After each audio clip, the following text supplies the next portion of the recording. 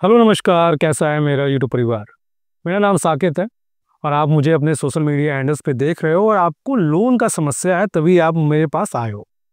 और आज हम बात करेंगे 13 सितंबर के बारे में। 13 सितंबर क्या है? 13 सितंबर को हमारे देश में इस साल का वर्ष 2025 का तीसरा राष्ट्रीय लोक अदालत लगने जा रहा है। लोक अदालत लगेगा कहाँ पे? ये आपके नज़दीकी शहर में लगेगा, जहाँ पे आपका ब्लॉक है, तहसील है, वहाँ पे आएगा। और इसके लिए लोगों के पास नोटिस आना शुरू हो चुका है। जैसे ही राष्ट्रीय लोक अदालत का नोटिस आता है, मैं कई वर्षों से राष्ट्रीय लोक अदालत के बारे में बता रहा हूँ लोगों को, लोग काफ़ी ज़्यादा परेशान हो जाते हैं। तो सबसे पहले बात समझिए कि राष्ट्रीय लोक अदालत में क्या होगा, उसमें आपके लोन का कितना डिस्काउंट मिलेगा, लोन पे आप कैसे जाओगे, बैंक ने नोटिस भेजा है तो नोटिस का जवाब कैसे देना है, आपको जाना है नहीं जाना है, कितनी बार आ चुका है लोक अदालत का नोटिस, आखिरकार राष्ट्रीय लोक अदालत के मायने क्या है। ये बहुत सारे सवाल है जो आपके मन में उठ रहे होंगे। तो आज के वीडियो में हर एक सवाल का जवाब हम आपको देंगे। इस वीडियो को लास्ट तक देखिएगा। राष्ट्रीय लोक अदालत से जुड़ी आपकी जितनी भी समस्याएं हैं, छोटी हो बड़ी हो, लोन माफ़ कराने से रिलेटेड हो, सेक्शन 138 से रिलेटेड हो, या जो भी समस्या है, वो आपको लगभग सारे समस्याएं का जवाब मिल जाएगा। वीडियो को अंत तक देखिएगा। तो चलिए वीडियो को शुरू करते हैं। सबसे पहले बात करते हैं राष्ट्रीय लोक अदालत के बारे में।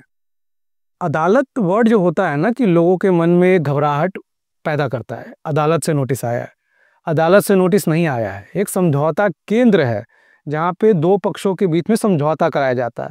यहाँ पे दोनों पक्षों को अधिकार है कि मान लीजिए हम उनके पक्ष से सहमत नहीं हैं, वो मेरे पक्ष से सहमत नहीं है, हम दोनों को अधिकार मिला हुआ है कि अगर हम दोनों एक दूसरे के पक्ष से सहमत नहीं है तो मना कर देंगे, नहीं सहमत होंगे। यहाँ पे उनके ऊपर दबाव नहीं है, वहाँ पे मेरे ऊपर दबाव नहीं है। हम एक बात को रखेंगे, वो एक बात को रखेंगे, दोनों के बीच में सहमति हुई तो ठीक है, नहीं सहमति हुई तो जो मामला आज से पहले चल रहा था उसी तरह चलेगा। एग्जाम्पल के तौर पे समझिए कि मान लीजिए मेरा बैंक से विवाद चल रहा है किसी लोन को लेकर।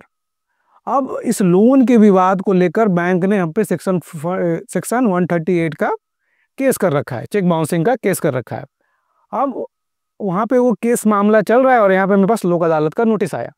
तो मेरे मन में सवाल ये आता है कि अगर हम लोक अदालत नहीं जाएंगे तो शायद वो मामला ज़्यादा बढ़ जाए, अगर हम चले जाते तो वो मामला ख़त्म हो जाए। ऐसा कुछ भी नहीं होगा, वो अलग मामला है, ये अलग मामला है। अगर आप जाते हो राष्ट्रीय लोक अदालत में, आपका समझौता हो जाता है, तब वहाँ पर आप बैंक से आग्रह कर सकते हैं कि जो आप एनओसी देंगे उसमें ये चीज़ मेंशन रहेगा कि आपका जो केस चल रहा है उसको आप हटा लोगे, क्योंकि आप नहीं हटवाओगे तो फिर जाके कोर्ट से उसको हटवाना पड़ता है। अगर समझौता नहीं होता है तो वो मामला जैसे पहले चल रहा था वो आज के डेट में उसी तरह से चलेगा। तो इस बात के लिए निश्चिंत रहिए कि अगर कोई भी मामला अगर आपका कोर्ट में चल रहा है तो आपके जाने न जाने से उस मामला में बहुत ज़्यादा फर्क पड़ता है। फर्क सिर्फ इतना पड़ता है कि आप चले जाते हो तो वो मामला की ख़त्म होने की संभावना बढ़ जाती है, आप नहीं जाते हो तो ख़त्म होने की संभावना कम हो जाती है। इससे ज़्यादा कोई भी प्रभाव नहीं पड़ता है। अब आते हैं टॉपिक पे। अब सबसे बड़ा सवाल ये उठता है कि राष्ट्रीय लोक अदालत का जब नोटिस आता है तो वहाँ हमें जाना चाहिए नहीं जाना चाहिए। अब देखिए, जाना या नहीं जाना ये आपके व्यक्तिगत आर्थिक स्थिति पे है।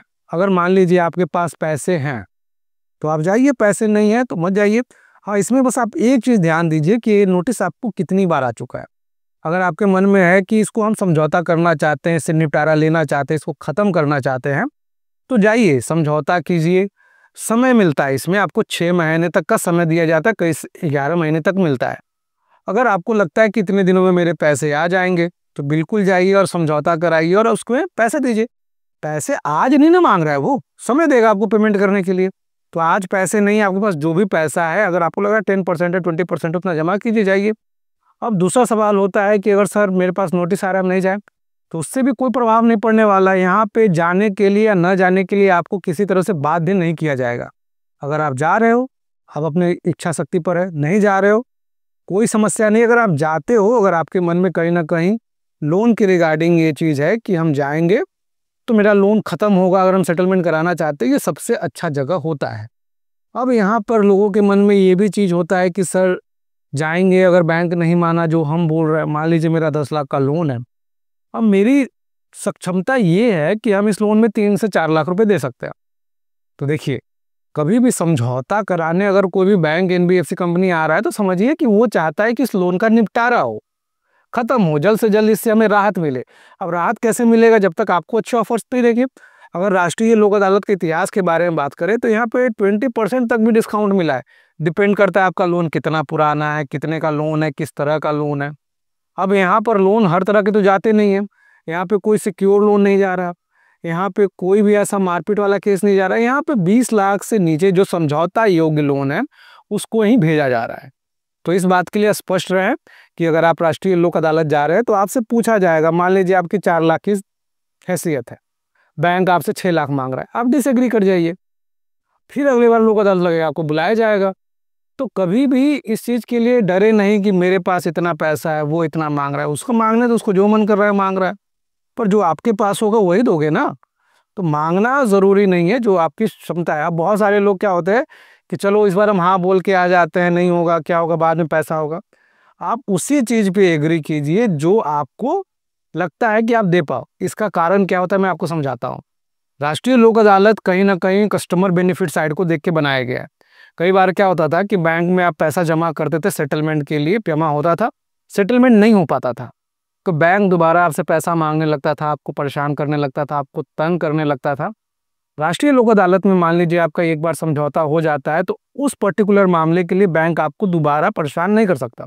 अगर परेशान करता है तो आप जाके राष्ट्रीय लोक अदालत में शिकायत कीजिए, क्योंकि अगर मान लीजिए राष्ट्रीय लोक अदालत में समझौता हो गया आपका, अब उसके बाद बैंक अगर दोबारा आप पे कंप्लेन करना चाहे तो सुप्रीम कोर्ट भी नहीं जा सकता, मतलब कहीं नहीं, वो मामला खत्म। ये चीज़ कस्टमर पे भी लागू होता है। अगर मान लीजिए आप किसी चीज़ पे सहमत हो जाते हो और आपने साइन कर दिया, उसके बाद बोलते हो कि नहीं एक बार और करेंगे इससे कम होगा, नहीं, आपने कर दिया है, आपने अपने बुद्धि विवेक से एक मंजूरी दे दी है कि हम सहमत है, जो हो गया, हम इसमें सहमत है। तो कभी भी कोई भी चीज़ के लिए जब सहमति देते हैं तो सोच विचार करके दीजिएगा कि आप इसको कर पाओगे, नहीं कर पाओगे, इतना सक्षम है, नहीं है, सब चीज़ करने के बाद। और यहाँ पे एक जो सबसे बड़ी गलती होती है लोगों में क्या है कि कई बार आप जाते हो तो वो कोशिश ये करते हैं कि राष्ट्रीय लोक अदालत से पहले आपको बैंक बुलाया जाए और सिग्नेचर करा लिया जाए। सिग्नेचर करने का मतलब है कि आप अपने बुद्धि विवेक से उस चीज़ की मंजूरी दे दिया। उस पेपर पे वो क्या लिखेंगे, मान लीजिए आपका 10 लाख का लोन है, उन्होंने लिख दिया कि समझौते में 8 लाख रुपए देने हैं, तो आपको देने हैं, क्योंकि वो फाइल लेके वो सबमिट कर देगा।